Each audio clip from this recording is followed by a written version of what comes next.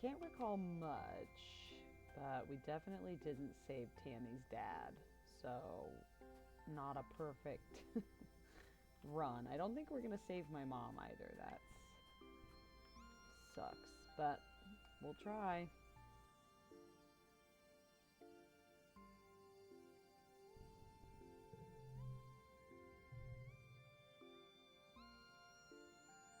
Ah, yes, toughness and biology now.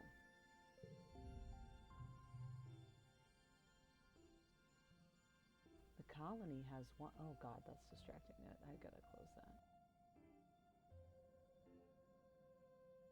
The colony has one massive multi purpose programmable bot. Oh, yeah!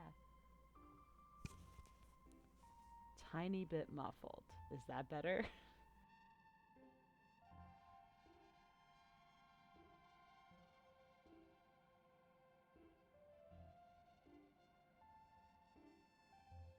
Awesome. Yeah, I've got a new headset. I just have to commit to like plugging it in and getting it to work. And I have issues and anxiety because I've gone through like 4 headsets with this computer.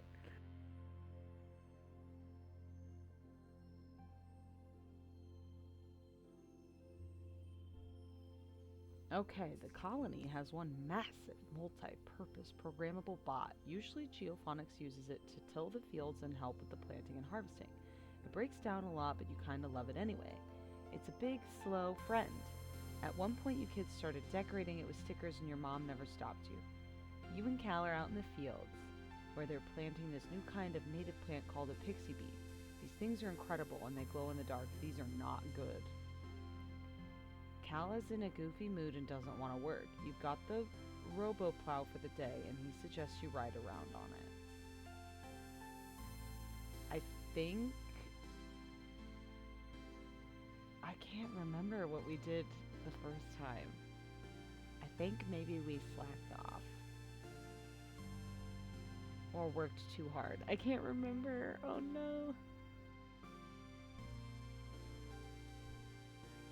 I think I'm just gonna do my work. Like, I love Cal, but having fun is not really this version of myself's kind of deal.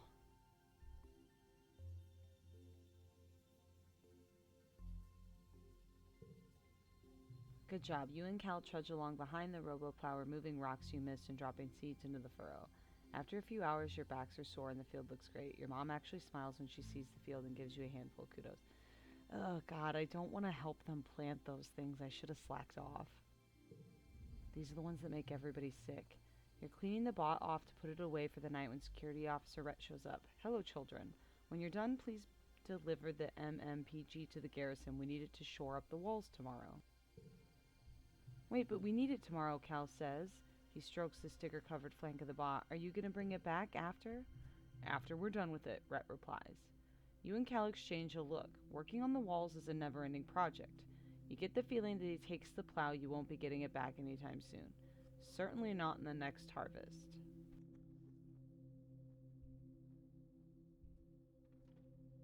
I don't remember this happening either.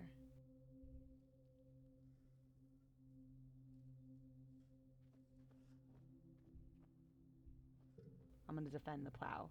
You and Cal protest. Not only do you need it here in Geophonics, but it doesn't even work half the time. They'll just break it, and you really, really need it for planning. Somehow you manage to convince Rhett that the RoboPlow is more trouble than it's worth. He says he'll talk to the council about it, but the RoboPlow stays where it is.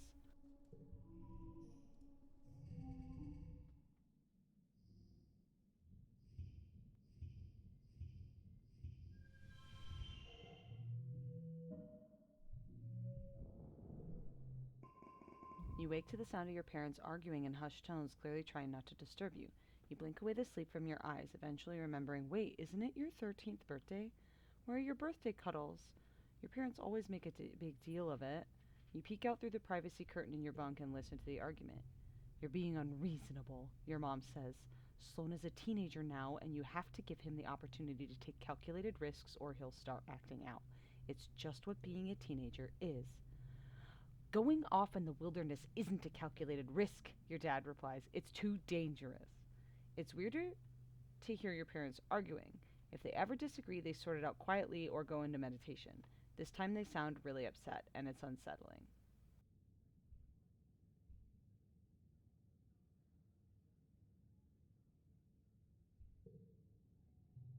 I think I should. They glance at you. Your mom holds up her hand to silence you and goes right back to talking. What the fuck? Geranium, she grates. You've said yourself that we need every person out there surveying for edible native plants. You're even going yourself. Why not your son? Your dad flails his hands helplessly. Because, Falulu, he's our son. It's our responsibility to keep him safe.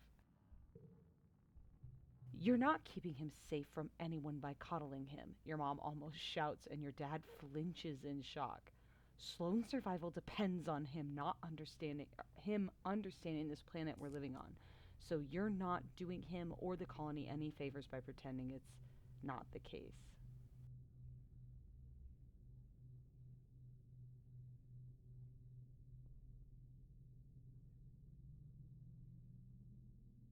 I'm gonna stay quiet. Anything you say would just make them more upset. Clearly, my mother already told me to shut up. And they're doing a good job all by themselves. You're so angry. Why can't they act like proper parents? They argue for a little while longer before your dad raises his hands in defeat. Your mom's fierce expression softens. Hey, Sloane. Sorry. It's your birthday today, and we're arguing like a pair of assholes. Happy birthday. They both give you a hug. We meant to order up from the canteen and have your usual birthday breakfast. We got to talking about how Utopia's opened up positions and expeditions for kids 13 and older, and well, you know. I suppose we'll have to let you spread your wings someday, your dad relents. I'd just feel better knowing that you were safe, here, inside the colony walls. He gives your mom a faint smile. We decided early on to let you choose your own path in life, so if you want to join the expeditions, we're behind you. Just be safe.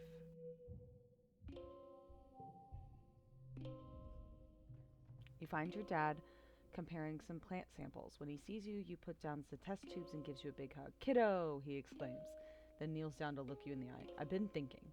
I want to say I'm sorry your mom and I were arguing on your birthday.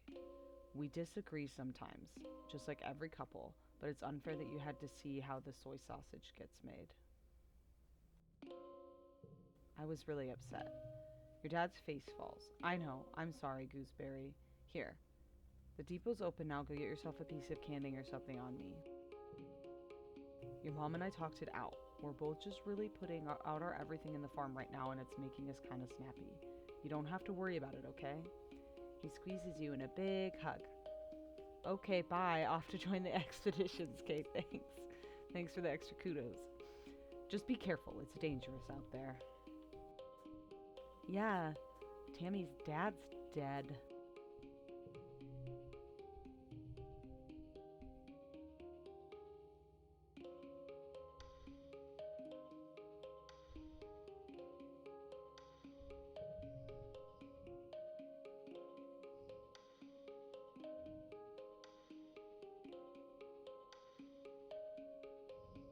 Aw, cake.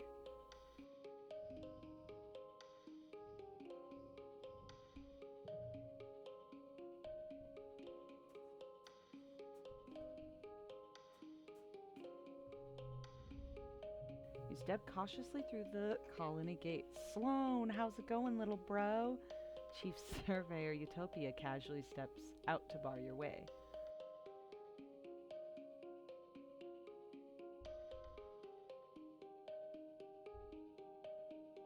Oh, I'm tough enough. Well, I'll be, Utopia drawls, grappling you playfully. You ain't lying, kid. You've got grit. She scans the roster on her holopron. Yep, looks like you're approved to start the junior survey teams. And it looks like you won't wilt at the first snap of the grass.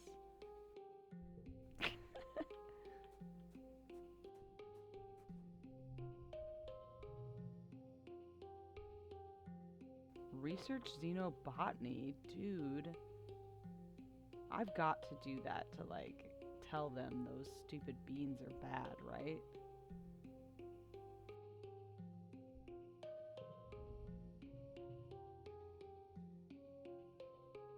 Oh, This is where we find socks, isn't it?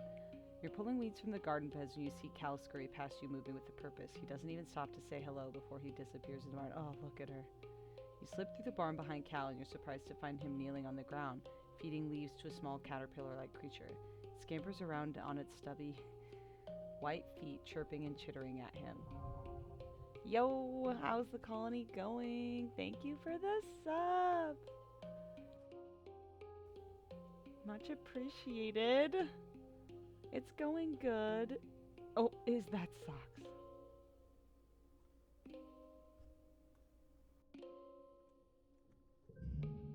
Cal blinks at you. What? How did you know? He sputters. I thought it was a secret. You realize there's no way you should know about Cal's strange pet, but you do.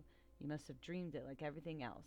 He seems upset, so you make up a story about how you spied on him playing with socks through the window of the barn. Yikes. People do not like when we tell them of our delusions. Same here, Cal says. Do you remember Mrs. Manners, the mouse we found in the stratospheric? The grown-ups wouldn't let us keep her. I wonder what happened to her in engineering. Maybe Tange knows. He places socks gently into the box and closes the lid. Go back to sleep, little buggy wuggy. Sloan, can I get your help with something in the barn? Something's wrong with Socks, closing the door behind you. She won't eat and cries all the time. Probably don't ask Tange what happened. I wouldn't. I know what she needs. You remember what Socks needs. Rocks. You've dreamed of it before. Giant dragons, adult dilly pillars, out in the wild, chewing up glittering mountains. You rush out to search for the kind of rocks, and you're in luck. There's a pile of excavated stones behind engineering, shiny with flecks of white in them. You return to Socks, and Cal hesitantly places the rocks before her. She takes one in her delicate little forepaws and nibbles on it, and then shoves it in her mouth. She trills and runs around in a circle. I think these things are happening sooner than they did last time.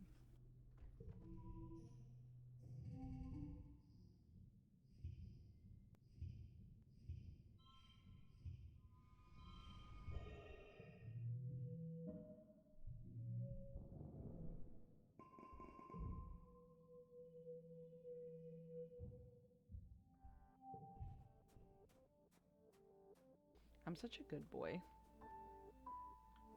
100 relationship with the adults in the colony.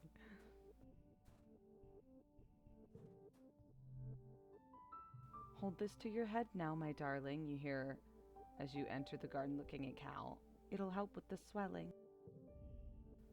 Cal is sitting with his mother, Auntie Tira, who kneels beside you, holding an ice pack to his head. Cal's eyes are a little puffy. He rubs them and sniffs as you approach. Hello, Sloan, Tira greets you with a kind smile.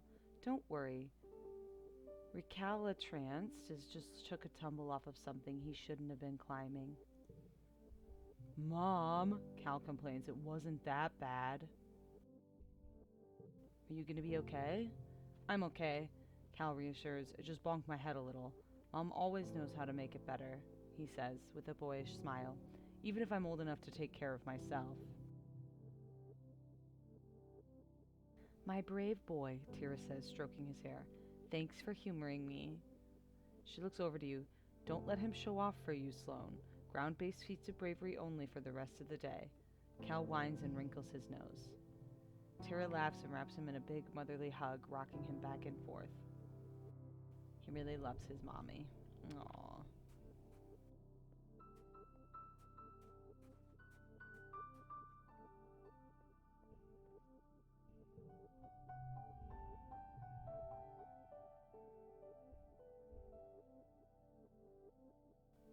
+3 perception.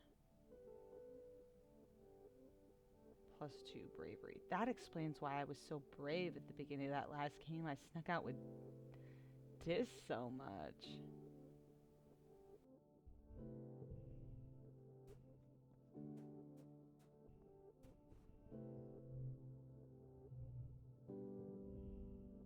The colony is surrounded by tall walls that keep out most of the local zeofauna. The key word is most. You often hear a report of finding an entire row of corn that's been ripped up. Ah, yes, the corn. I think these are happening earlier. It happens so often your mom has set up cameras to watch the action. Wow, amazing, Cal says as you review the holovid. I didn't know Dorps moths could do that. They're pretty cute in a bug like sort of way. Fuzzy dog like heads, pretty iridescent wings, and long, elegant whiskers. They are very pretty, but I remember one attacked me. You don't want to run the risk of accidentally poisoning your own crops, so Cal objects to trapping them. The most humane solution is to discourage them from stealing your crops at all. Guess I'm gonna have to find out what does it. They fly from the north, especially from the quiet. Maybe that's where their breeding ground is. I've been there. And I think they're afraid of some other creature.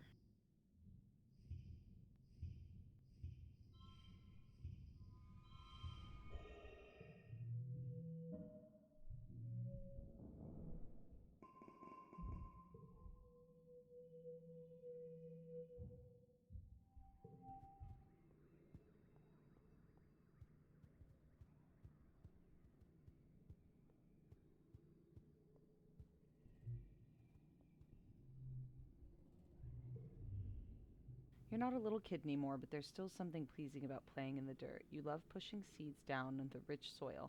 So does Cal. It's simple work, but it makes you both happy.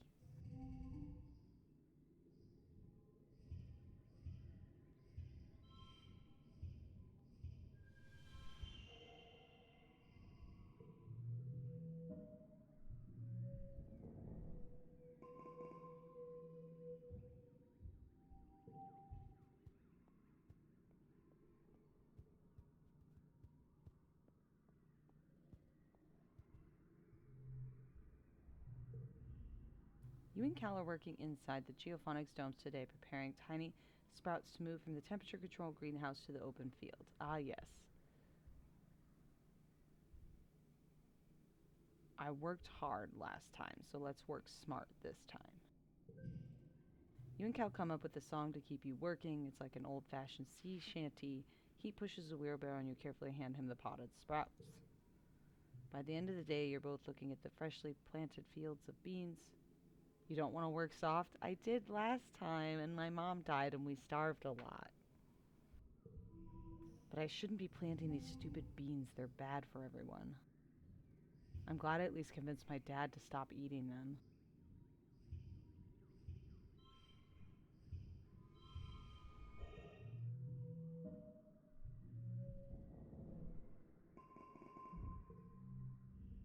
You're getting older. It's that magical time in your life full of discoveries and possibilities when children become adults and their bodies change in weird, wonderful, and often embarrassing ways. When you were younger, Congruence gave your class a frank presentation about preparing for the changes your body would experience the next few years. Which part of the presentation was relevant to you?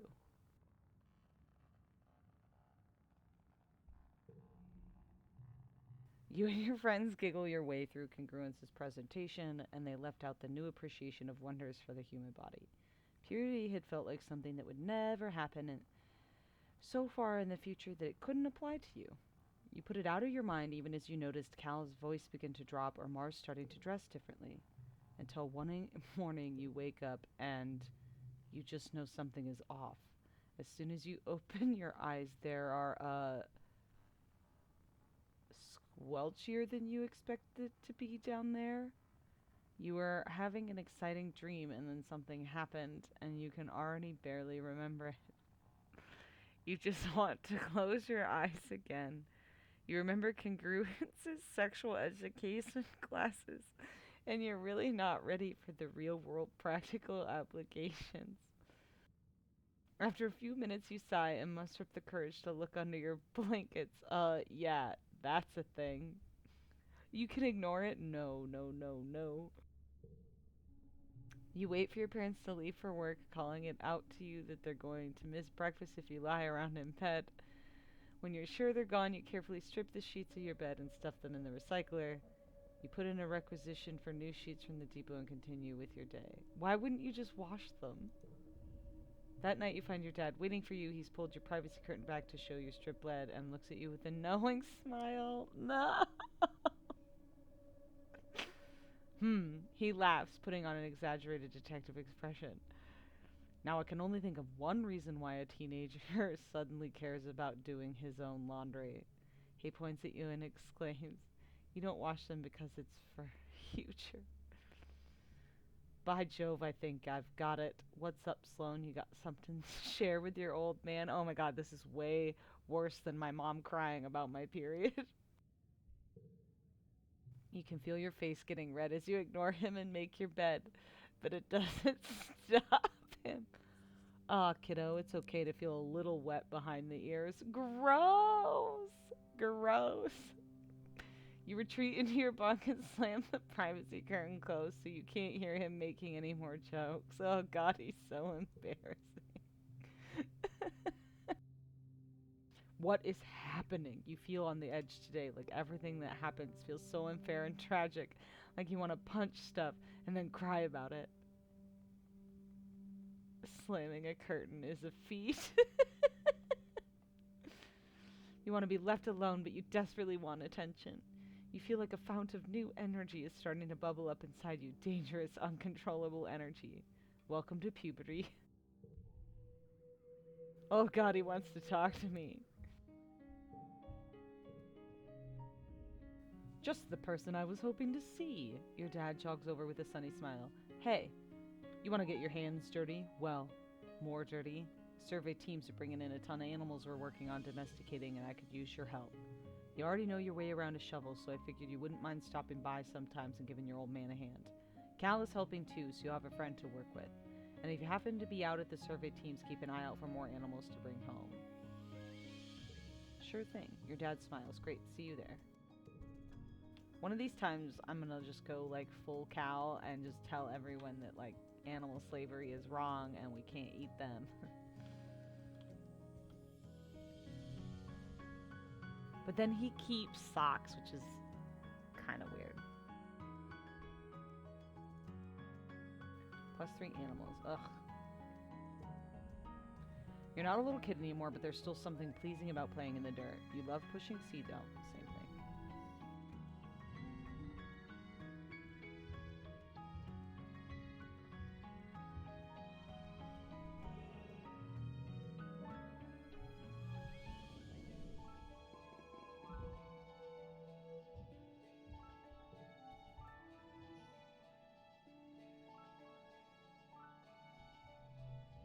You catch Cal at the gate in the gardens. He's carrying a big bucket of rocks. Hey, Sloan, he exclaims. Oh, I'm supposed to tell you there's a new park near Geophonics now.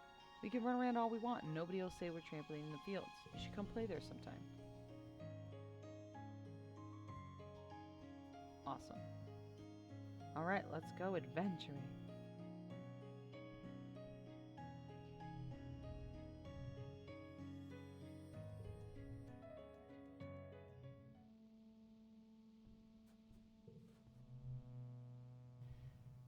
Oop.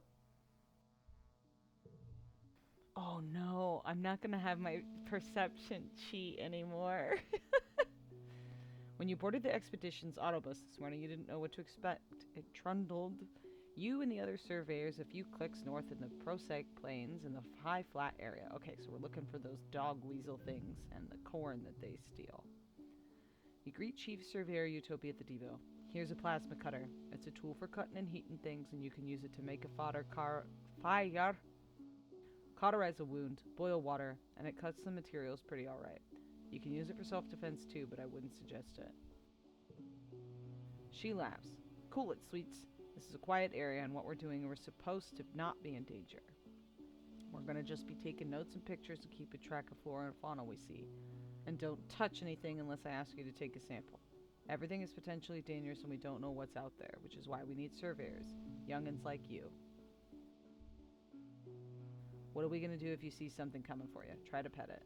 Utopia puts her fingers to her temples. I'm gonna hope you were joking, she says. Dis joins you. He must have come on earlier autobus. Ah, good you're here, she says, digging out another plasma cutter. You two greenhorns are with me for the foreseeable. Now you gotta sniff each other's butts all the time out there, but I expect you to be within yell-in distance. Comms get spotty. She hands you a survey drone and shows you how to launch it. It'll perform local scans wherever you go. Oh, that's so cute. It'll upload its findings to the HoloNet. Your job is to cover ground, see what's out there, and as long as it isn't dangerous, record it. Alright, team, don't get yourselves killed out there, okay? Jesus Christ. It's not a very optimistic thing to say to us. One of your jobs as a surveyor is to document the flora and fauna in photographs. You see a thing, a skittish flock of really long insects. Each one has 10 to 20 sets of wings like long rods with knobbly bits at regular points. They're moving so fast they're almost a blur. You've got a camera built in your holopod, but it's not equipped to capture difficult shots like this. You need to put in the work. Get a good angle, try to get close.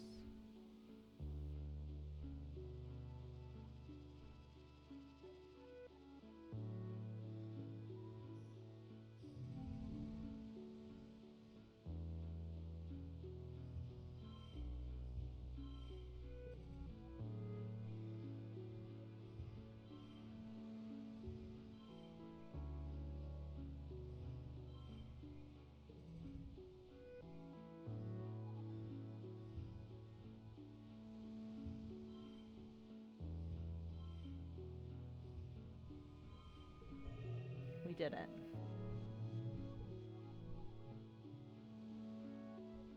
You crawl up cautiously. Ouch! The camera takes the photo. Your subject bites you on the finger. Ugh, you hope it's not venomous. On the bright side, you got a shot. Rude. You almost bump into Dis. He's being quiet and skilled. Don't scare them, he shushes you and points. You follow his finger and see what he looks like a bush shaking violently. 2 bushes, actually, at opposite ends of the clearing. They're bush pups, he says, fighting over the territory. Remember not to die of bug bites. Oh, those boulders are alive?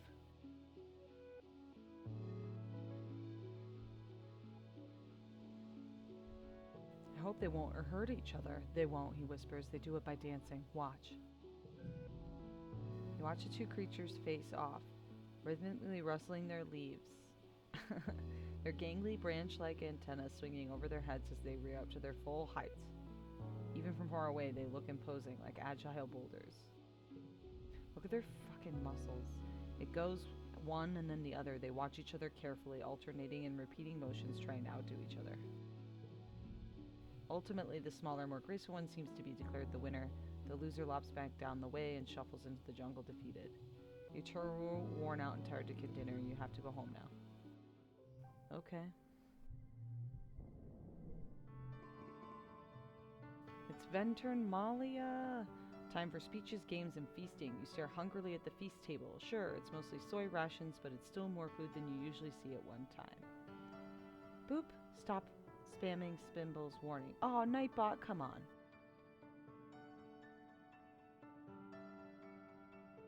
Oh, you did emotes. I'll have to fix that. Nightbot.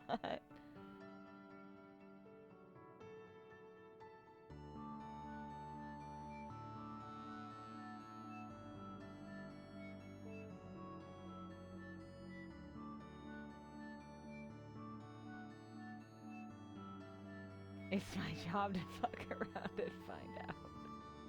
Well, you did, didn't you?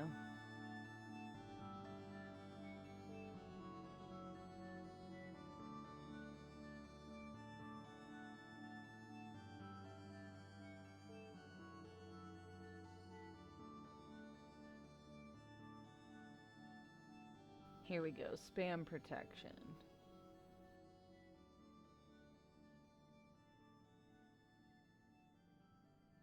Excessive symbols.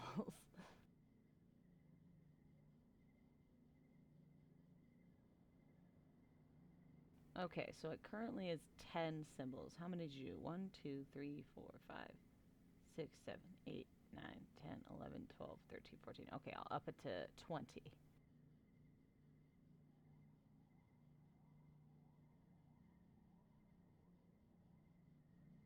Hopefully Nightbot doesn't attack you any more.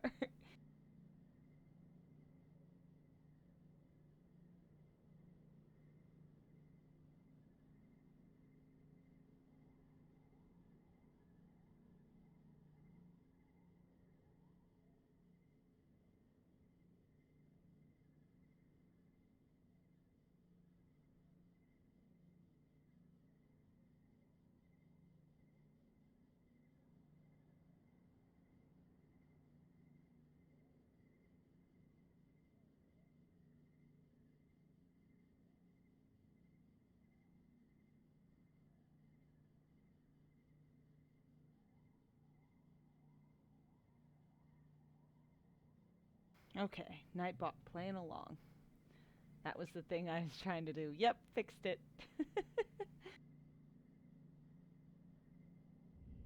Lovely, lovely. Okay, Governor Etiquette takes the stage and manages to calm everyone down. Oh shit, I wasn't paying attention. It looks like it pushed a few times.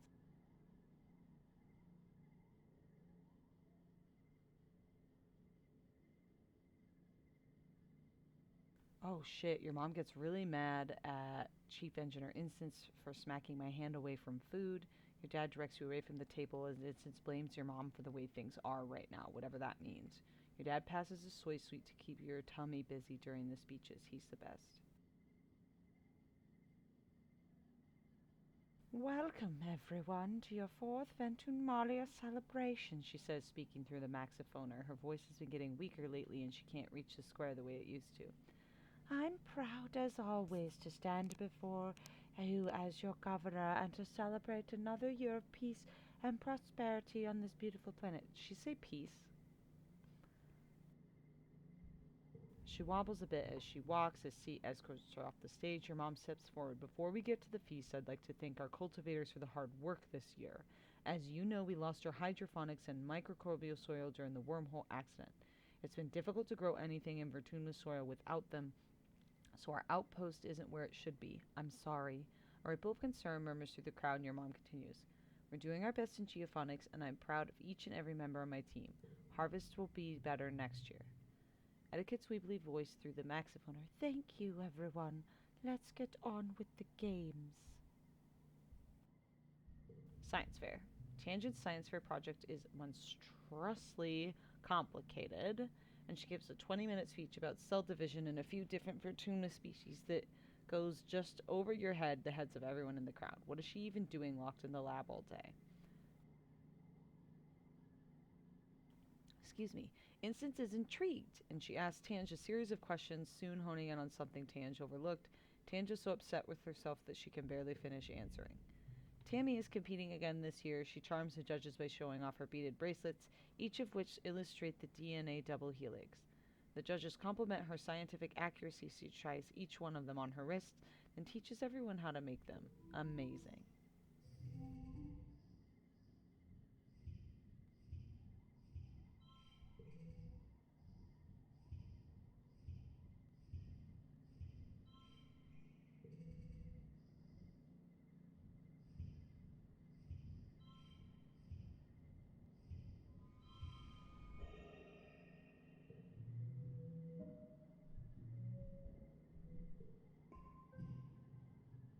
Your project this year is on power generation, explaining the ways the colony will be able to generate power once the nuclear engines eventually need to be turned off. Yay! You've compared the efficiencies of burning mushwood pellets, spark snow, and the thin oil they've found under the southern swamps. You'd love to outfit the colony with solar power, but those panels are full of precious metals you haven't found alternatives for on Rotuma. You conclude that wind and hydrophonic power are the easiest to maintain and the most sustainable, impressing everyone with your working model of the hydrophonic dam. Finally, it's time for the feast. It isn't anything special, mostly the same pressed soy rations you've been served in the canteen all your life. The foragers have contributed great slabs of fungi that have been grilled like steak, not that you've had our had steak to compare them to. The offerings from Geophonics this year are slender, as your mom warned. There are a few true greens of roasted potatoes and carrots, but everything looks scrawny. Everyone gets a taste, but not much more than that. It's so unfulfilled. What have your parents been doing in Geophonics this whole time? This sucks. Why are your parents like this? You suddenly shove your food around on your plate. You don't even want to eat this. You're so pissed off. You're probably just hungry. You do feel better after eating something, and everyone's in high spirits after dinner, breaking off into little groups to talk and make music together. As the sky darkens for the shortest night of the year, you feel your mood improve by the minute as your friends pull you into a fun rhythmic clapping game. As your irritation fades, you wonder if this is what congruence meant when she warned you that your hormones would make you feel out of control sometimes. When you get back to your quarters ready for bed, your dad gives you a big hug. It's exactly what you needed.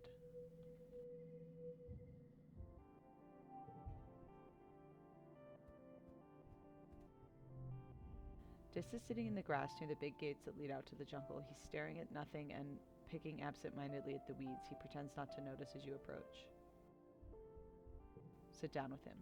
He shifts uncomfortably as you sit but doesn't say anything. You both just hang out doing nothing. You're starting to wonder if Dis will ever acknowledge you when he says, I've gotta go. As he starts down the hill, he pauses and says, this is a good spot. I'll come back here tomorrow. He's so lonely.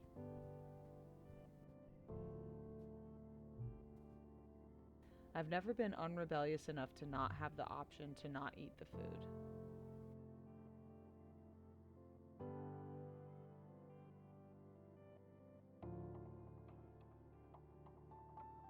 So you always have a little bit of rebellion?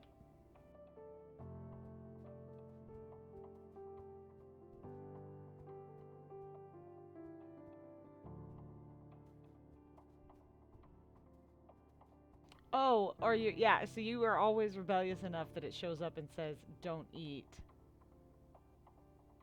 Oh, nice. Yeah, no, I didn't get that this time. Too good. I eat my dinner.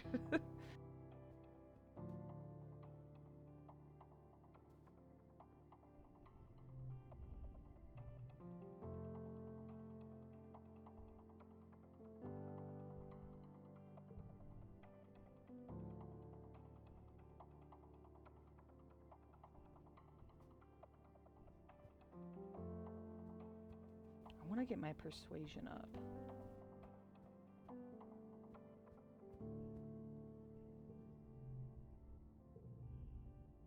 Ugh, chief administrator is so rude. I can try a lot. He's like, I need you to be responsible and organized. And I'm like, I'm good at stuff. Strong for your age, maybe. Lucky for you, you're the only applicant this week. You've got the job. Yay! I'm not even going to read what other bullshit they have to say to me because they suck so much.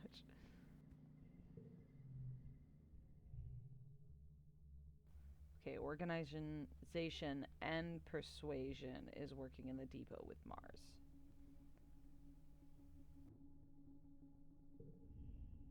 Seek rolls her eyes when they see you report to the depot for the first day as clerk. Oh, it's you. They deadpan. Well, at least you might learn something useful while you're here. It's so satisfying to come back to the stream and see Tammy standing during the age 15. Oh, thank you so much. I was so happy to rescue her.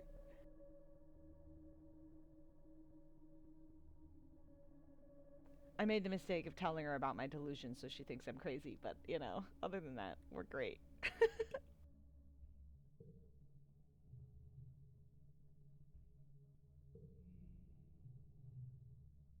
Okay, so Seek is telling us how to do stuff, blah, blah, blah.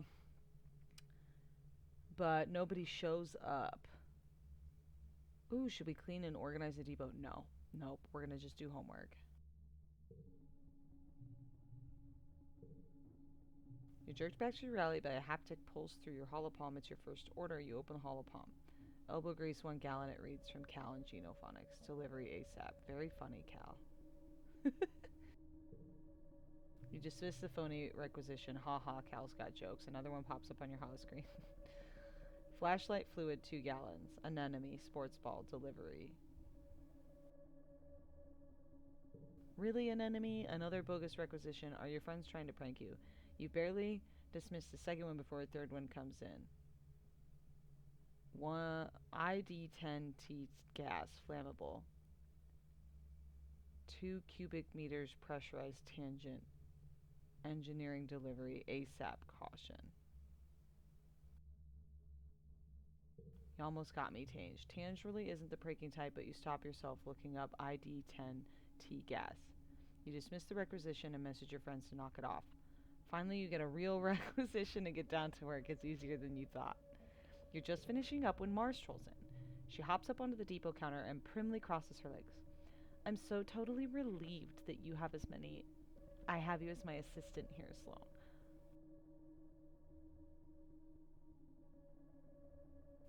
ID10T.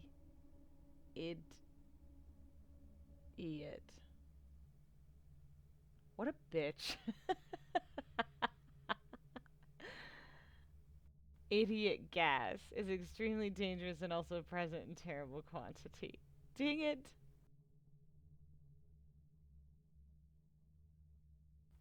I'm so totally relieved to have you as my assistant here, Sloan. Finally, someone to haul boxes and fetch things so I can focus on the important work.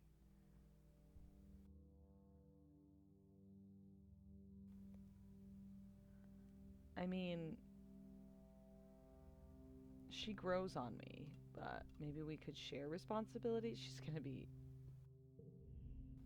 I don't care which one of you is in charge, Seek interrupts, so long as you get the work done. Mars can hardly wait until Seek is gone to giggle. Either way, I'm glad you're here. This job is usually so boring. Oh, see, she grows on me.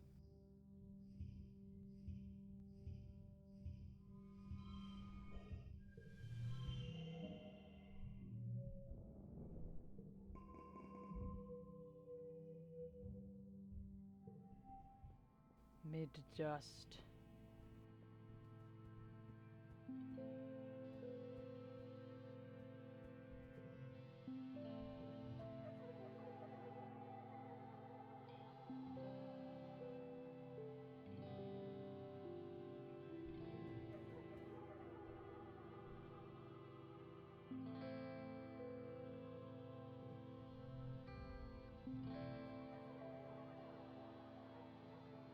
What was I doing over there? Working with her for? Was I getting my organizing up? Why did my brain shut off? What the fuck was I working for? Oh, persuasion. That's what I was doing. Good gods.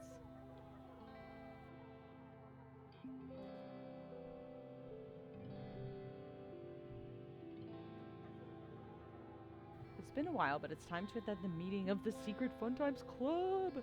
Mars started the SFC years ago when you were little kids. Tangent and Tammy agreed to join you at the time, but then you all got so busy with other things you forgot about it and the wormhole and the crash and everything, blah blah blah. Club President Mars brings the meeting to order. Tange, Vice President of Writing Down Secrets, records the meeting notes on her holopalm while Tammy, Vice President of Tea and Snacks, passes out potato juice in little cups.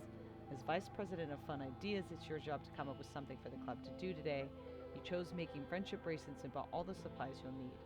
Today, Mars announces, we're going to make friendship bracelets, and I have an even better idea. We're going to sell them for people for kudos.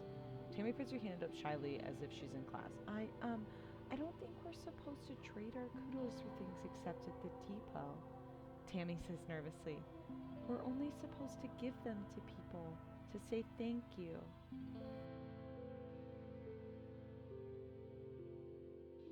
I have to choose between them. Or let Mars bully Tammy.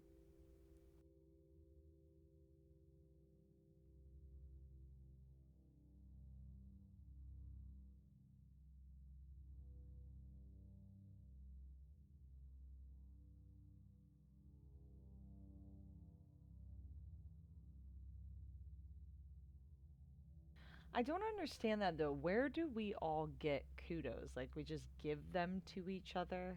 And so like there's like, oh, you did a good thing, here's kudos. You did a good thing, here's kudos. And we earn them by working. But where do they come from?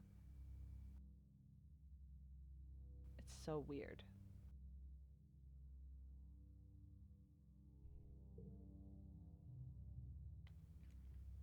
Stay silent. Well, Mars suggests. Then we give our bracelets to people, and if they don't say thanks with some kudos, we take them back. It's hard to argue with your sheer force of will sometimes. If there's a loophole, Mars will find it.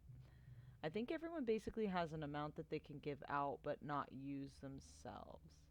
What if they're all cryptocurrency all along? The four of you spend the afternoon braiding bracelets out of recycled bits of wire and bright plastic packing straps. Tangent dutifully counts each one in her holopalm while Mars motivates you to work harder and faster. She promises 2 kudos to whoever takes the most bracelets. Tammy is already way ahead, but... do I let Tammy win?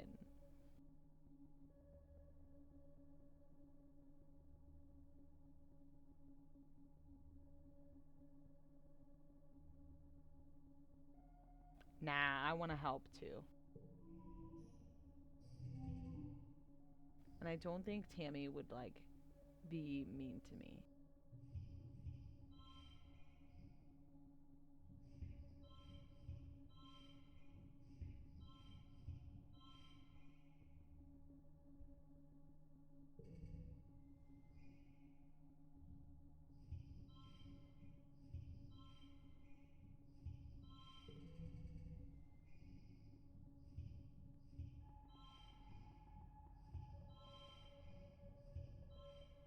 Ugh, so close.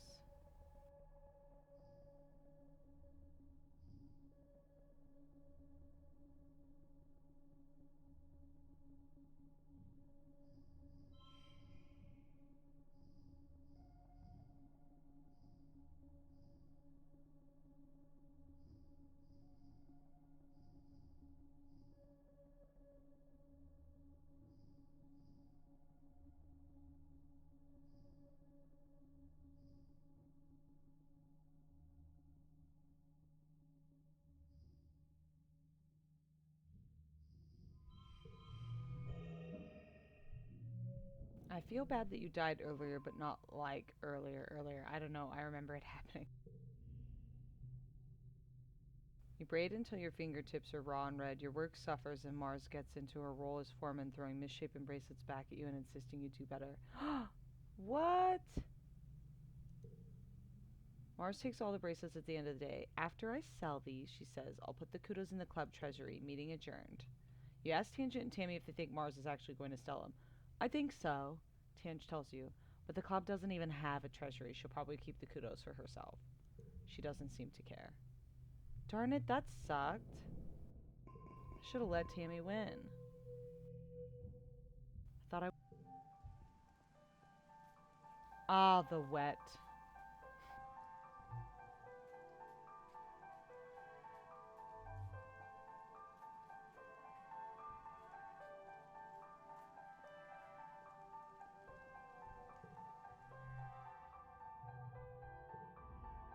Mars insists on being the one who talks to people and takes requisitions while you work hidden in the back loading packages under the conveyor belt. You pop a package on and it slides through a little door in the front room. Mars plucks it up and presents it to Professor Howell with a flourish. Thanks for brightening my day with your smile.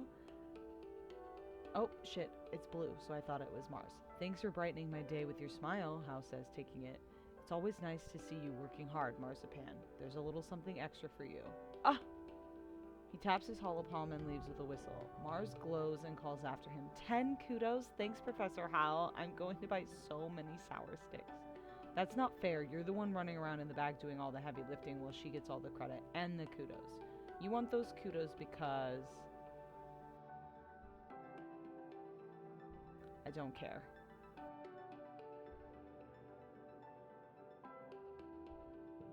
You're saving up for something. Mars sees you barely controlled anger and can't help but rub it in. What? She says innocently. Are you jealous? Convince her to split tips. You swallow your anger and calm yourself. You tell her you're fine with working in the back, but you should split the tips 50-50. It's just natural, she says. I'm better at talking to people and you're better at finding things in that big old workhouse. We make a good team. Okay. She's not wrong.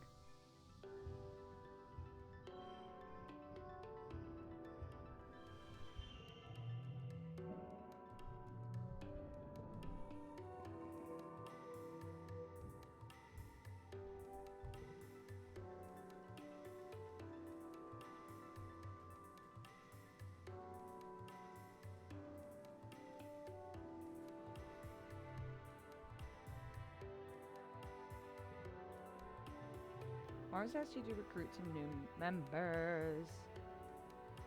Oh shit. You approach about a fun, exciting opportunity to make friends. Duh, it's Cal. Oofed. I mean, Tammy likes Cal. Nobody likes Dis. But I guess if I pick Dis, he might not be a rebellious little tit and blow up stuff later.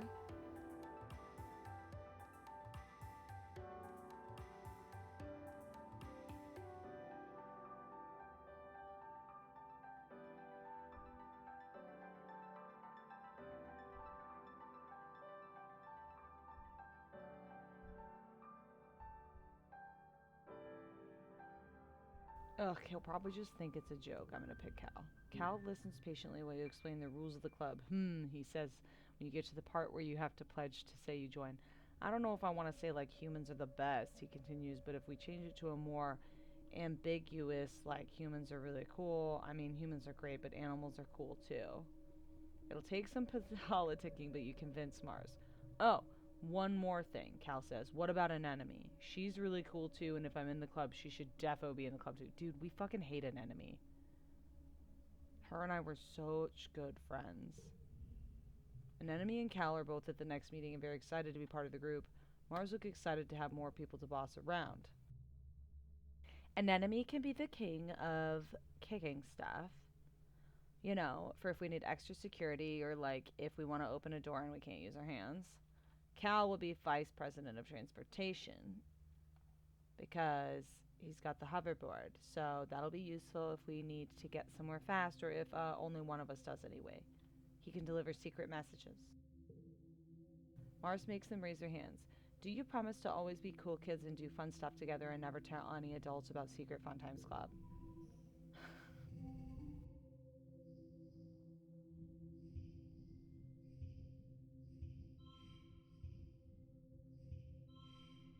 Ugh, so close.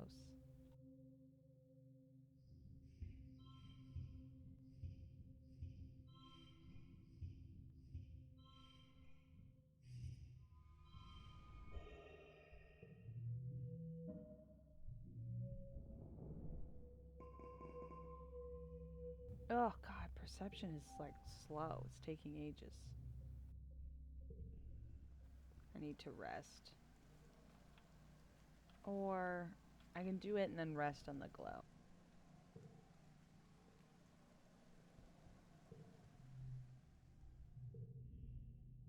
You're scrolling through a hollow novel behind the desk when Tangent comes in. She pauses and looks uncomfortable when she sees you and Mars looking at her. She disappears into the shelves. You and Mars shrug. It's so disorienting to me that she's not A Money anymore. I know. I called her A Money that whole time. The whole game. She was my best friend. And then she betrayed me for that stupid smug bastard.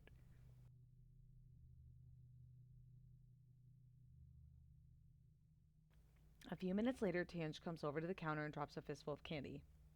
She shifts from foot to foot as you ring her up, jostling up and down and rubbing her stomach.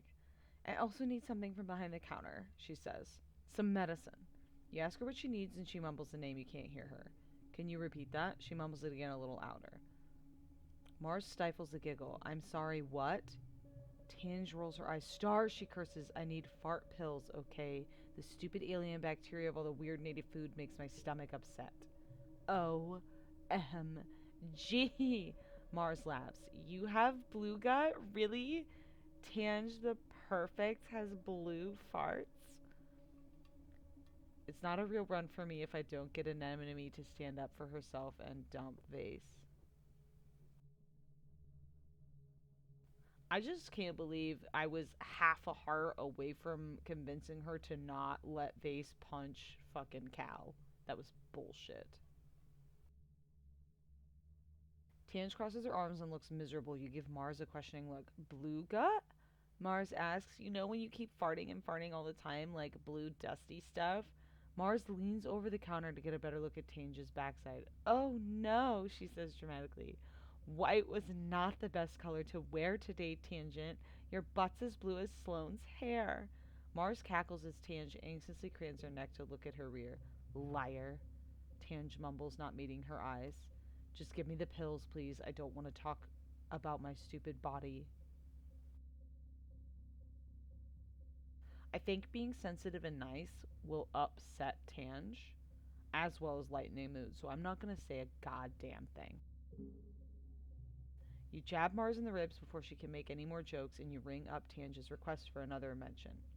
You hand over the bag, and Tange shoots you a grateful smile before leaving the depot looking more relieved than when she came in. Yeah!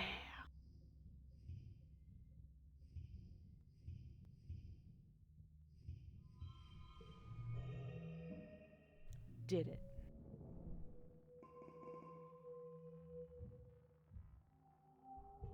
Oh no, the glow.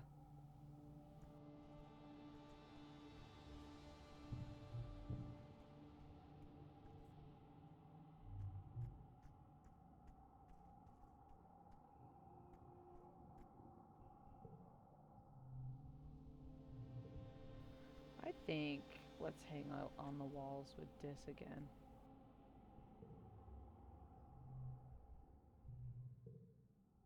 The view from the wall during the glow is absolutely breathtaking.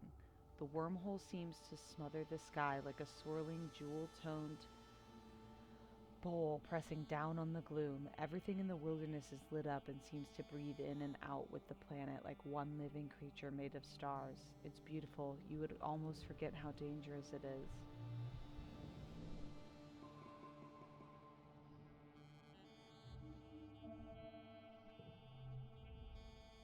Another year, another glow. Everyone's pretty sure there's going to be an attack, so the colony is on high alert. You're collecting glow-phys in geophonics gardens with Cal and an enemy when the sirens begin to wail. You all stop what you're doing and look at each other nervously. This has never happened to me before.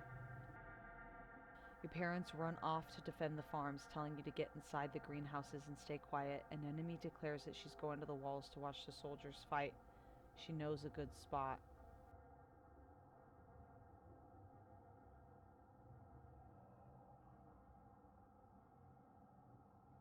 Ooh, I don't remember having this option. So if we go inside and stay quiet with Cal, we can watch from the walls with an enemy.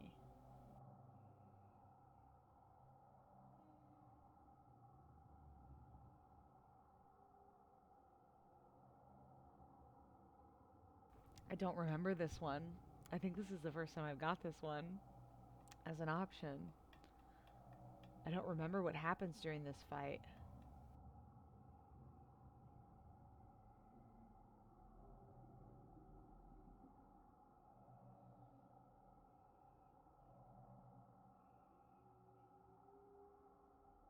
It'll probably be fine. Okay, I think maybe I stayed inside. I started to do that after a while, so I'm gonna go watch from the walls with an enemy. You and an enemy race towards the walls and scramble up so you can watch from a safe distance. Did we miss anything good? She pants. Oh, look, there's my brother, Calm. Calm up here.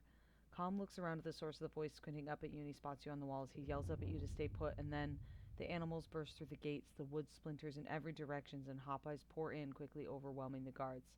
Hop eyes are small, but in large numbers they're fierce. Oh, I think we definitely did this one last time. We should have hid with Cal. You watch the security offers manage the chaos. They have gloves that shoot arcs of lightning, and you watch as you can practically see the skeletons of the little animals light up when they're hit. Cool. Ugh, yeah, this is the one I did with her last time. Damn it. Look at him go, an enemy cries, cheering on her brother. Go get him, Calm. Watch out. Oh, God, he's okay. She clutches your arm. He's so brave. I want to be cool like him when I grow up. You could really impress an enemy by going down there and helping out. Stay where it's safe.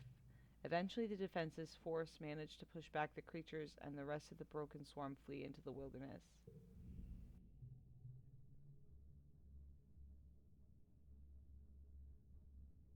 Your parents are arguing quietly at the little table when you return. I'm telling you, it wasn't a fluke. Your mom says they're not. They're not wild animals. They have a plan. The fields, the light.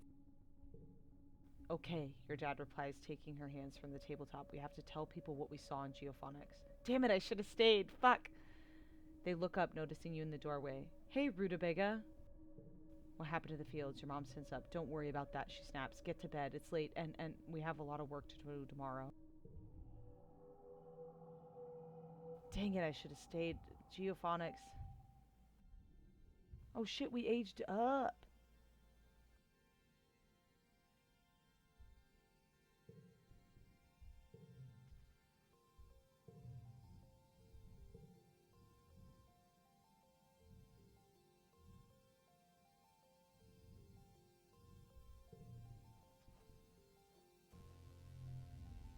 Tangent looks up from her holopalm, blinking as her eyes refocus in the middle distance and then on you. Her previously long hair is gone, buzzed close to her scalp. You almost didn't recognize her the first time you saw her. You wonder what caused this lab accident or something. Hello, Sloane, she says, already cagey. Do you need something? No, I just came by to say hello. The faintest hint of relief passes across Tange's face. You get the impression that not pressing on her personal appearance was a wise choice. Yeah, she hates her flesh bag. Oh, well, hello then, she replies. She raises her hand as you push her hair out of her face, but stops as she realizes what she's doing. I'm rather busy at the moment, actually. If you don't mind, you take the hint. Oh my god, look at how gorgeous Tammy is. Oh, Tammy is helping one of the children learn to read on the holopalm. 30 stars in the sky, single shine bright. At night, wonderful, you're doing great. Hello, do you need something?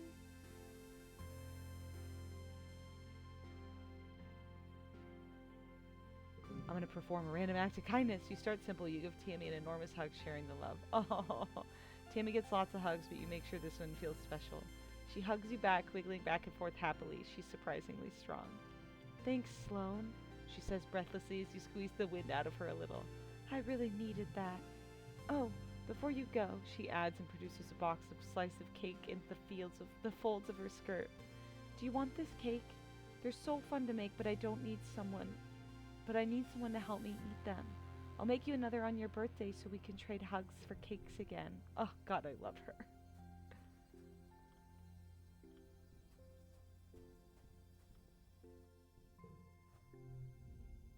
Cal is listlessly kicking a sports ball around. This is kid stuff, he says, eventually kicking it into the garden. Sports are just like war games for kids, you know? Winners and losers and thinking your team is the best just like everyone else. I just don't.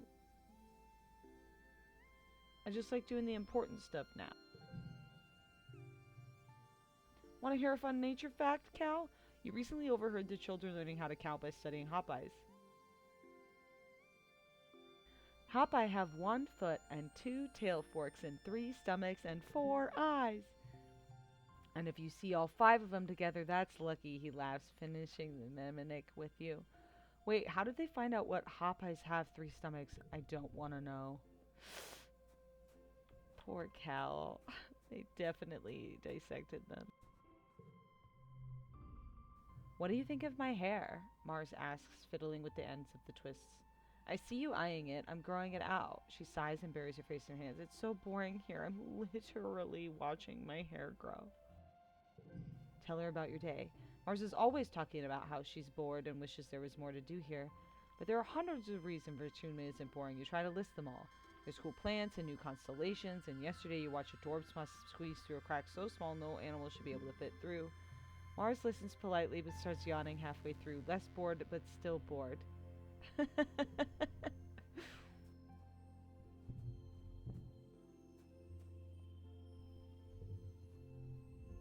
Dis is rifling through his backpack and you approach and he pulls out a handful of dried roots and fungus chips. There's actually a lot to eat out there, he says, looking into the wilderness. You just have to pay attention and listen. Then why don't you tell us what it is?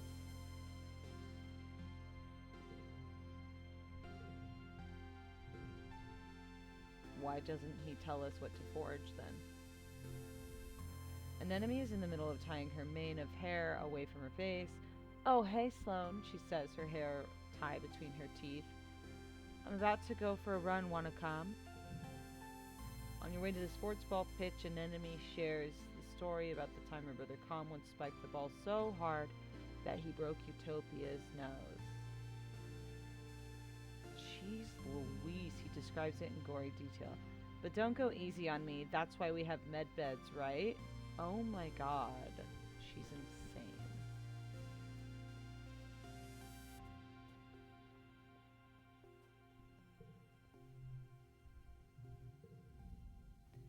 Oh my god, look at them all grown up. You attend the secret Fun Times Club meeting. Mars brings the meeting to order. Tans reads the minutes from the previous club meeting. Tammy serves flowery tea and soy sweets. First order of business is that I'm instituting a new rule, Mars says, and then clears her throat. Rule 5, all members of the SFC must wear uniforms to all club meetings. She taps her hollow palm and shows you her uniform idea. Black pants and dark blue shirts with high necklines and billowing at the cuffs. She definitely designed them according to her own tastes. Okay, but what if we design better ones? You spend the next hour designing a club uniform and everyone takes part. It's becoming ridiculously elaborate. Uniforms don't seem like fun or secret. Tammy wants to add tassels to everything and Cal insists it should include huge cowboy hats. Mars gets into a heated fight with an enemy over the type of shoes to allow until Tange calculates how many kudos it would cost to print one of these uniforms on a nano printer, and you all realize you can't afford a single one anyway. You come to a compromise. Instead of uniforms, you'll wear a lapel pin with the club's logo. You spend the rest of the meeting designing SFC pins and printing them on the nano printer. If anyone doesn't have kudos, Mars pays for them without complaint. Oh my god. Every single time we interact with her, she makes me fall in love with her more. It's upsetting.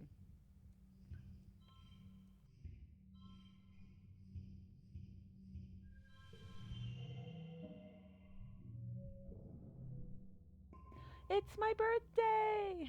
I wake up in the night of blissfully peaceful dreams. What? No nightmares, no premonitions, just the pleasant feeling of contentment. That's never happened before.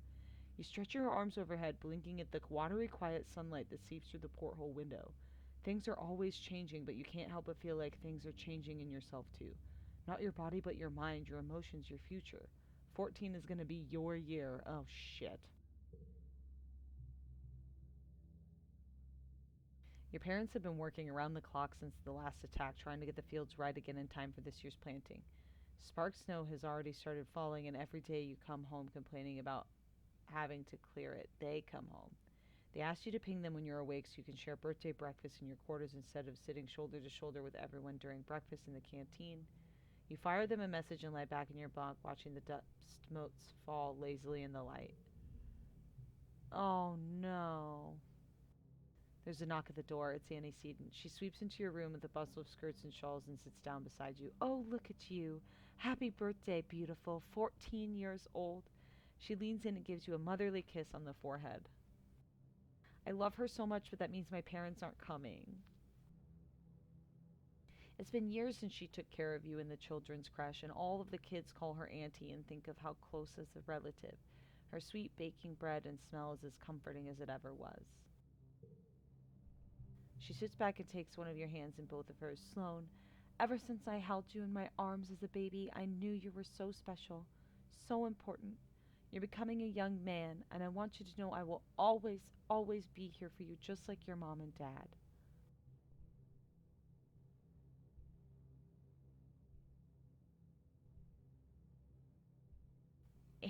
Auntie Seaton's love.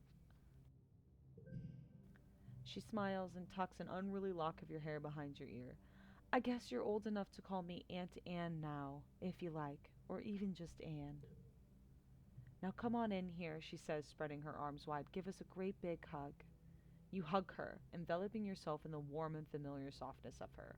Over her shoulder, you see an enemy standing in the doorway. Well, her hair, anyway. She's been growing it out, and there's no hiding it behind any corner. She skips into your quarters. Happy birthday, bud, she says, bouncing in your bunk. Way to get older. Enjoy being 2 years older than me for a few months. I thought you were on your way to Med Bay, Anne tells her. An enemy shrugs, and Anne turns to you. Annie is supposed to be getting her menstruation cessation implant today, she says.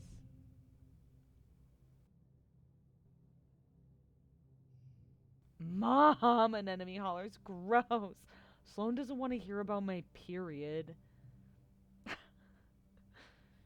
Anne smiles fondly at her daughter. It's nothing to be ashamed of, Annie. Getting your period is a beautiful thing. It reminds us that we have the ability to make life. It's a sign you're growing up and becoming an adult and ready to take on the responsibility of taking care of that life. An enemy wrinkles her nose and throws herself onto your bed. I'm never making life. Ew, pass. Oh my god. So forward. Eek, gross aroni. What's the matter, scared?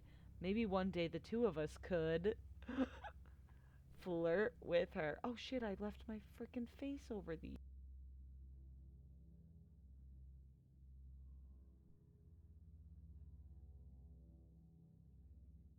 So bold. Oh, dang. I can't believe I didn't even notice until just now my face was in front of all the text. So stupid.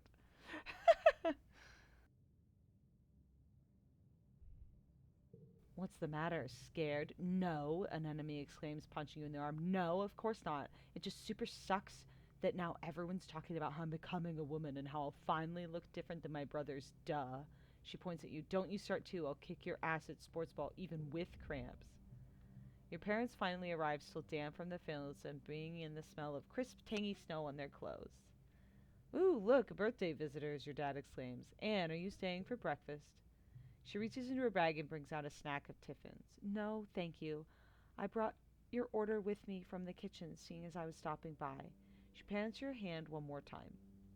Happy birthday again, Sloane. You'll always be my baby, even if you're all grown up.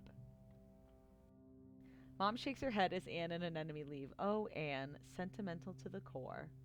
She starts laying out the cutlery for breakfast. I don't know how the colony would manage without her in the children's creche, she says and points at Forky. Family is more than the people that birthed you, Sloane, and don't you forget it.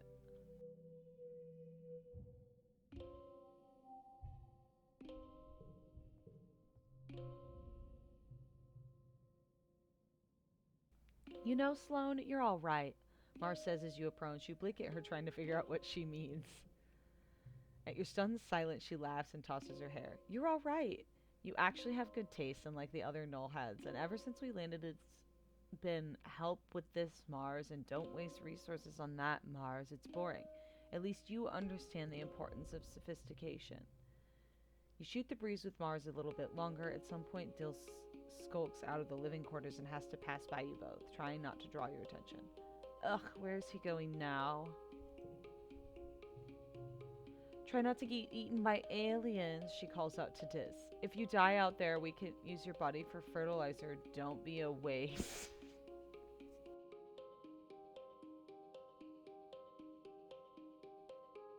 Rough.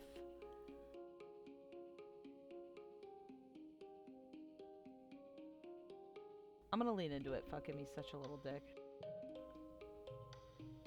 I guess he is a little weird. He scurries to the walls, not looking back.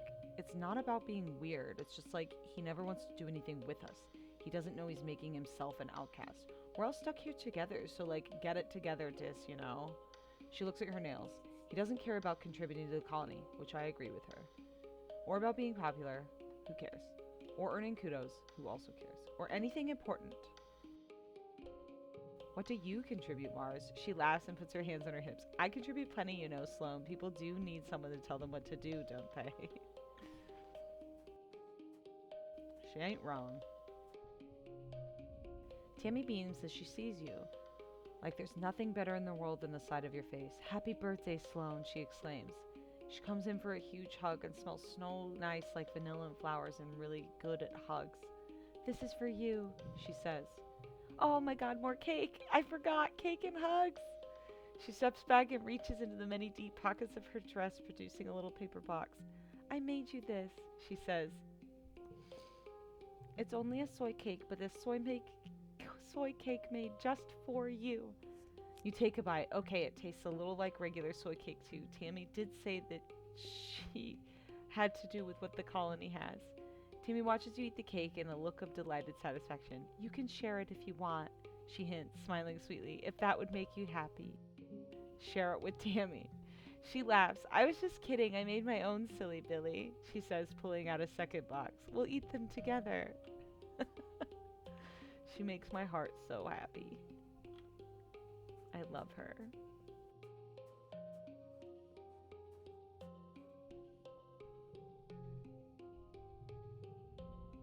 You're working with Mars and the depot order comes through your holopalm for 10 batteries for the creche.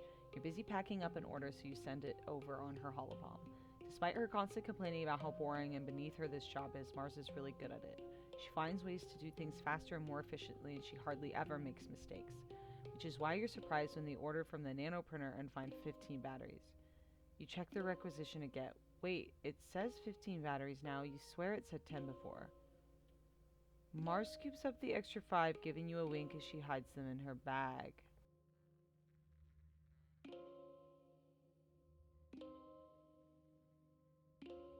How did you survive the last run without a staple supply of hugs and cake? I don't know. Mars is a little rebellious, stealing. I did not know this about her.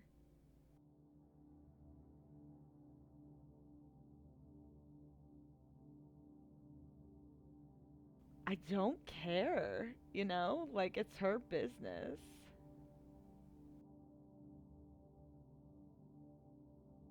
Like, she. Oh. I don't know. It makes her a little hypocritical saying that Dish should contribute to the colony when she steals from it, you know? We'll stay quiet this time. Uh-oh. Somehow Seek figures out that the nanoprinter logged more batteries than Antecedent asked for. They quiz you both, but you stand firm and keep your mouth shut. They can't prove that you did it, but they still dock both of your pay and give you a stern warning about stealing from the depot.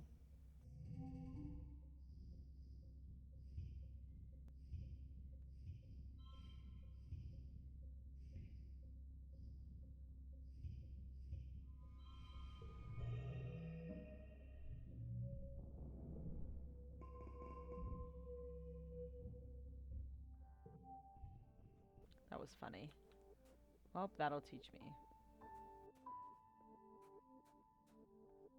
That gave me a rebellion. Damn it.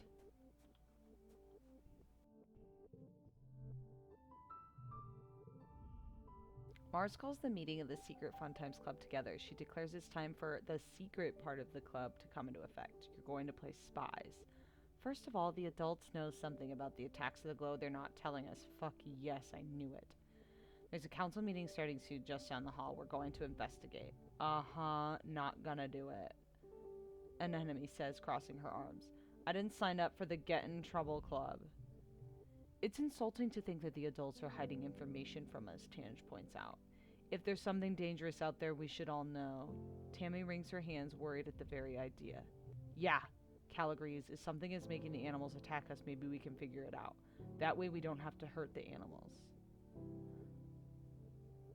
I want to be the spy.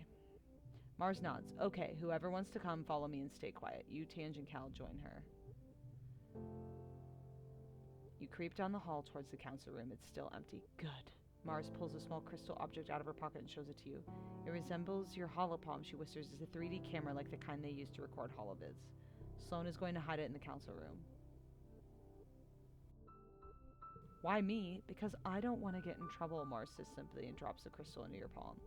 She nudges you forward. The three of you giggle and scurry back into the club room. Pretend to be cleaning. You grab a static mop from the panel in the wall and vigorously wipe the floor as you enter the empty council room. You work your way over to the potted antler fern and drop the crystal into the pot while pretending to dust it. Success. You casually make your way out of the room and rejoin the others. Mars beams at you. Good work, Sloane. Now, it's starting. The four of you watch on the feed as your holopalm as the council members enter the room. They start with some formalities, not at all different from how Mars starts her meetings. Antecedent gives the first report on domestic affairs. We've almost finished the construction on the next phase of the living area. Other than that, we're doing well. Instance gives a report from engineering. We've researched the electrical bugs the children discovered had been chewing through the wiring. Even in great numbers, they've required far too little energy to make them a viable alternative energy source. However, power efficiency is up across the board due to the efforts of exterminating them. Nothing to report in geophonics, your mom says, clearing her throat. We're struggling with introducing the earth vegetables to Virginian soil, but early observations look promising. Our efforts to cultivate native plants are going well. Rhett gives the report on defense. We're working on a strategy to deal with the next Xeno attack. Utopia cuts in. On that note, there are still the matter of our scanners picking up on the broadcast, but only during glow season. It has to be connected to the attack somehow. We need to investigate it now. Etiquette shakes her head. It's far too dangerous to go recklessly off into the wilderness towards the back half of the year. Remember what happened to Tawnon? They all go quiet. I won't be responsible for endangering more colonists. If something out there during glow, I want to investigate it when things are more calm. Utopia slams her fist against the table. If we don't investigate soon, we'll all be in danger. We can't keep living like this. Rhett stands up and points a finger at Utopia. I'll be the one responsible for telling the family of your explorer that they didn't take it back, not you, so I'll take a thank you for not taking decisions regarding the security of the colony. The rest of the council erupts into raised voices and angry insults. Mars turns off the audio stream, leaving them to continue arguing as you stare quietly at each other. I knew it was bad about the food, but not that bad, Mars says. Why are they only arguing about what to do about the attacks? I don't want to starve. Etiquette is way out of touch with what really matters. She's like a crone, and everyone else just is her cronies. Oh my god. Tange solemnly records your findings in the club's secret ledger while everyone exchanges worried looks. You're not sure you're happy you heard about any of this.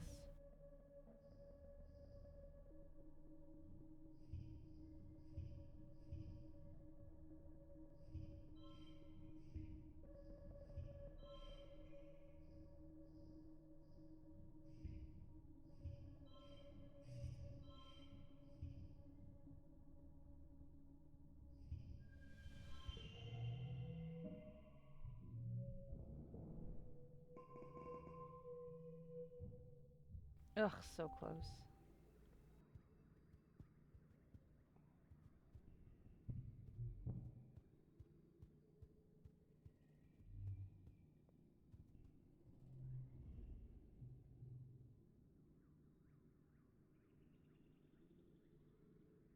You spot Tangent leaning against the wall outside of Engineering. She's yawning, rubbing her eyes, and staring into space. She startles as you walk up. Oh, Sloan, I was just taking a short break. Yawns are infectious. Join in. Did you stay up all night too? She asks. I don't even remember when I slept last. It might have been a few days ago. You haven't slept in 2 days? More like 3, she replies, but then pauses, with another jaw cracking on. But as I said, I'm tired, even with my enhanced body modifications. You look at her quizzically. I don't need to sleep as much as other people. It's a genetic what's it. You know, DNA enhancement. Sometimes I even forget to do it. I should set myself a reminder. Hollow, add a schedule sleeping nightly. 2300 for 3 hours. Her hollow palm emits a tone in response. That should do it, she murmurs, her eyes practically close. See, she doesn't like being taken care of.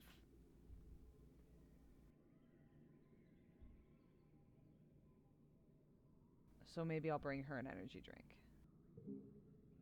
By the time you return with the energy drink, she's rallied herself and looks more awake. Thank you, she says, groggy but making an effort. This should be enough for me to put the finishing touches on my project and make it back to my quarters.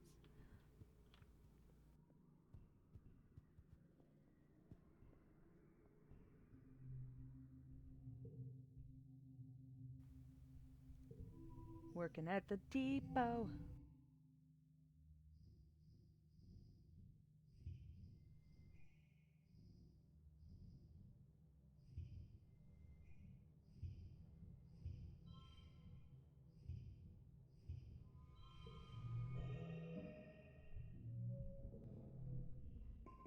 You're at lunch with your parents, sliced soy cakes and watery broth again. Great. They put down their cutlery and look at each other and then you. Sloan, your mom says, there's something we should tell you. We've tried to shelter you from some things, but we think you should know we've been working hard in geophonics. There's a meeting after lunch. I want you to come with us. Ugh. I think this will just piss them off because they'll think I assumed shit. Your parents exchange surprised looks. What? How? You scramble to explain they haven't exactly been subtle. The announcement at Venturmalia. Our little boy is more mature than I realized. I still want you there. Fine. You follow your parents to the council room. Mars has also tagged along, and you take a seat near them as your counsel. After etiquette calls the meeting, she gestures to your mom. I'm not going to mince words, she says firmly. All of our efforts to increase food production in geophonics have failed, and the destruction of the fields during the last attack put a nail in the coffin. At the end of the year, the colony will run out of food. Dang it, I should have been in geophonics during the attacks. You've been doomsdaying about food for 2 years, Falulu questions. Do you mean to say we're past that point of no return? She nods grimly. I'm afraid so. Even with rationing, without securing a Vertuma food source, our supplies will run out by wet season. Anne and I have gone over supplies and come up with food plans. We've crunched the numbers. I'm sorry. Geophonics should have been producing better by now. We should have been able to wean ourselves off of the soy rations. We lost everything during the whole breach, and I've said it so many times, our crops just won't grow here. We needed those algae tanks. We needed the microbial soil. Why weren't we told earlier? Yeah, why weren't we told? Imagine being carried for so long and being upset that your feet could not be cut by the rocks. Seeing the future is a privilege of youth. Thank goodness we have them to point out our flaws. What a bitch. What do we do now? Instant says. Starving to death isn't an option. No, it isn't, your mom replies. We need to secure a food source before our rations run out, but it's not enough in geophonics. We need more hands. I can pull the surveyors to focus on foraging. This has been a burden in geophonics for too long. It's time to step up for our future. Why didn't they do that? So stupid.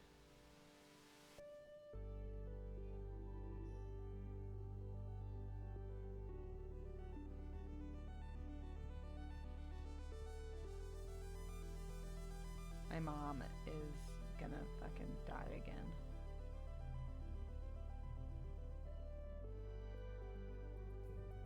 I don't recall foraging in the valley, though.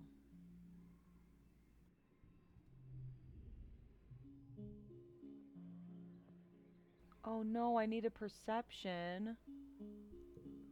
Damn. She wants us to look out for creatures. Oh my god, we can hit on Utopia.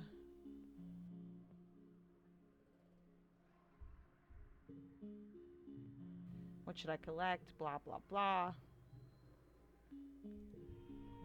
And cows. Okay, I did do this.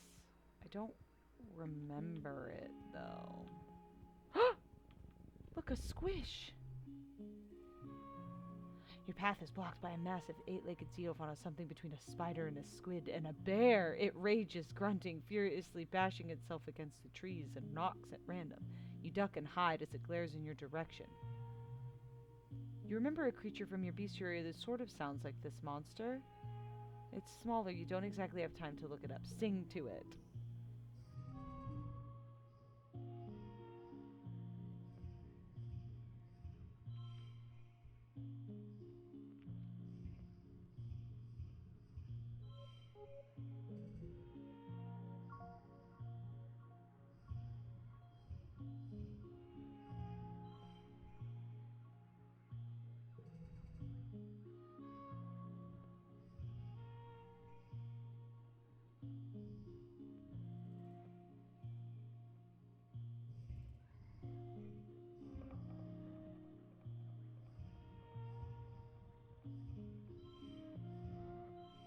Dang.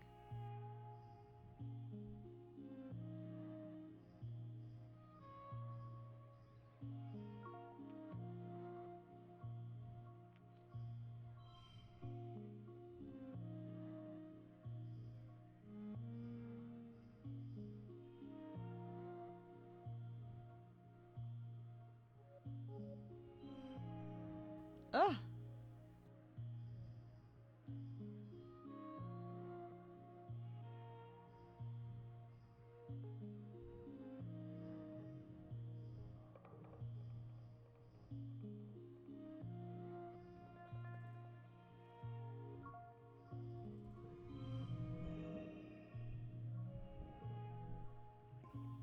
This is a strange approach, but you've seen it work in videos. Sometimes music can soothe a savage beast.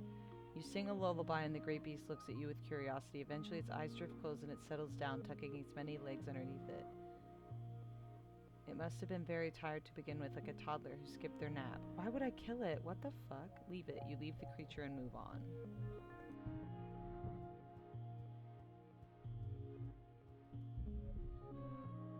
Why would I murder a squish?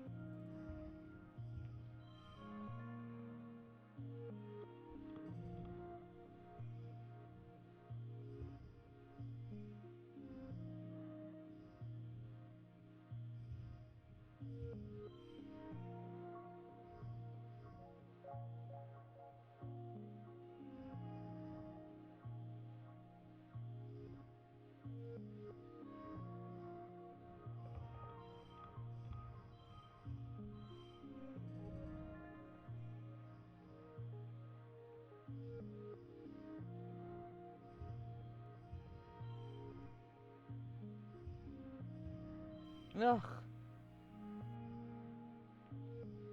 Not good at this.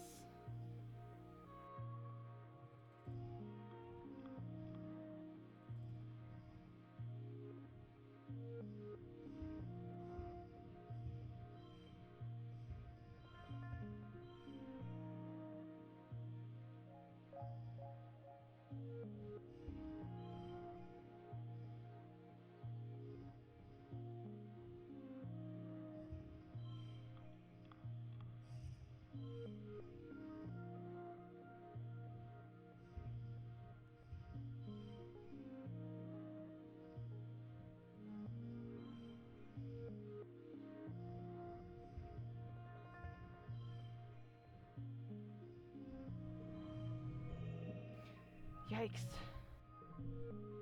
Whoa, it's a Watado minefield. Underground, the recent rain has swelled and the young melons to bursting. You better watch where you step, you end up in knee-deep Watado juice. They're tasty. Forage them.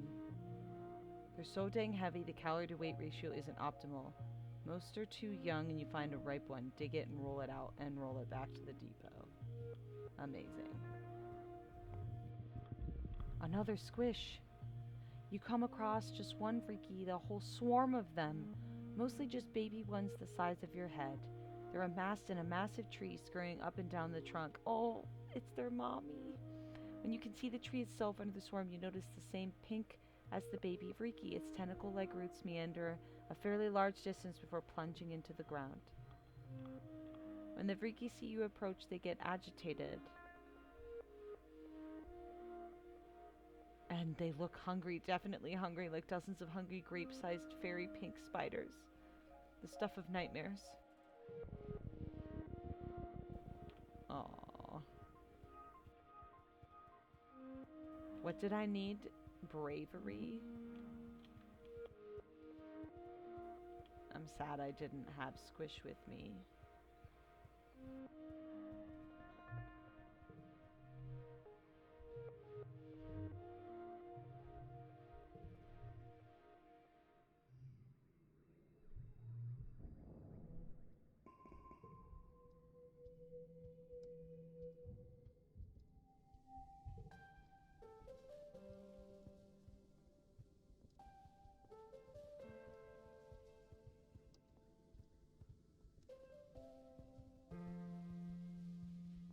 I can't remember what I do to get bravery. Is it literally just to hang out with Dis?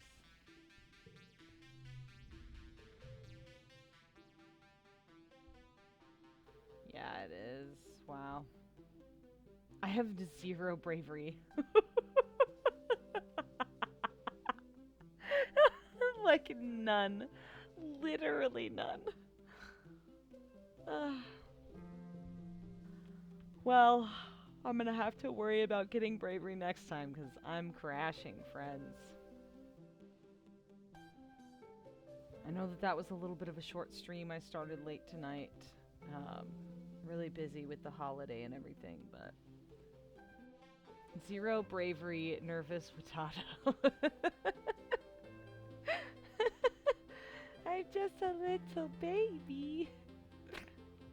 Look at how grumpy I am. Where should we rest this time? In the creche with Tammy.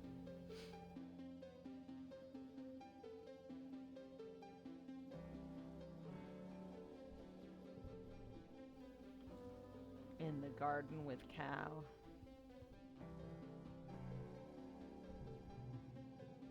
Yep.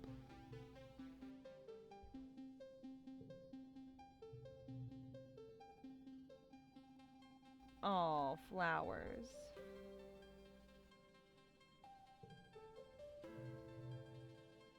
There's so much you don't know about your mom. It's so peaceful. Aww.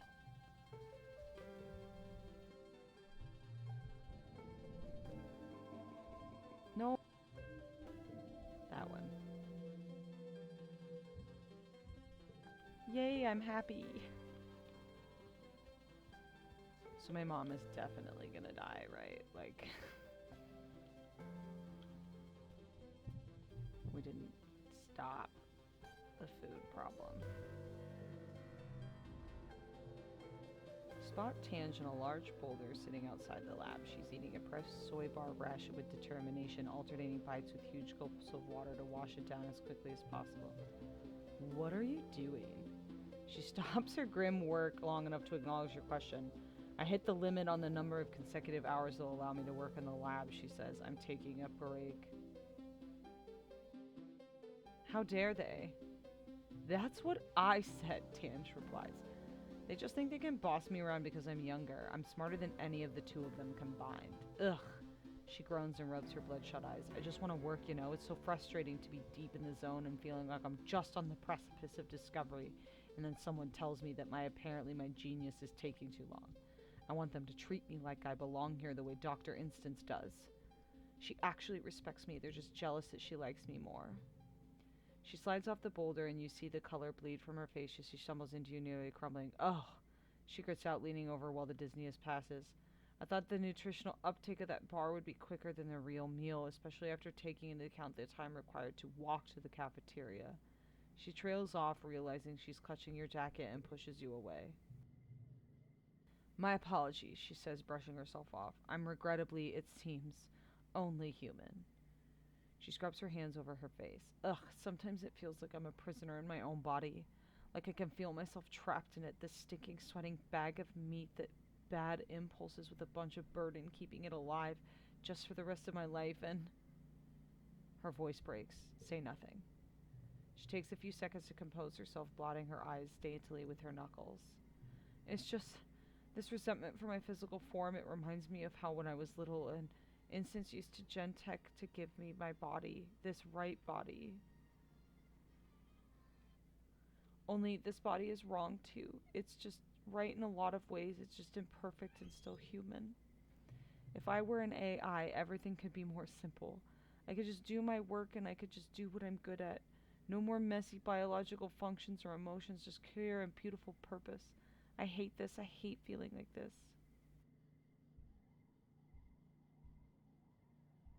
I don't think flirting with her is a good idea.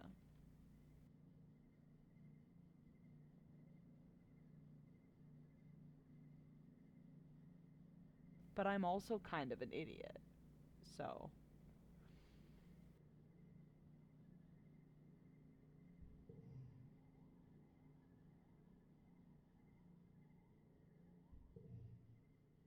I mean, we don't know it'll go bad until it goes bad, right?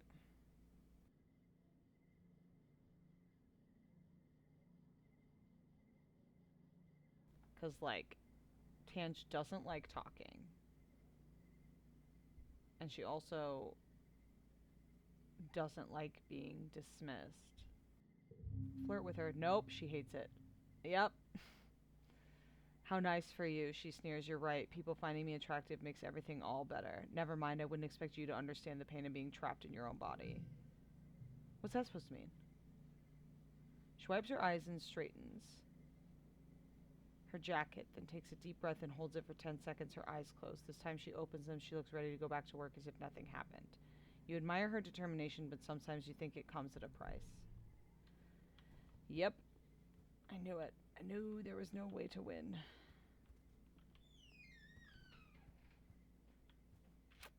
Should have saved before talking to her. Got my hopes up that I would go very well. Here we are.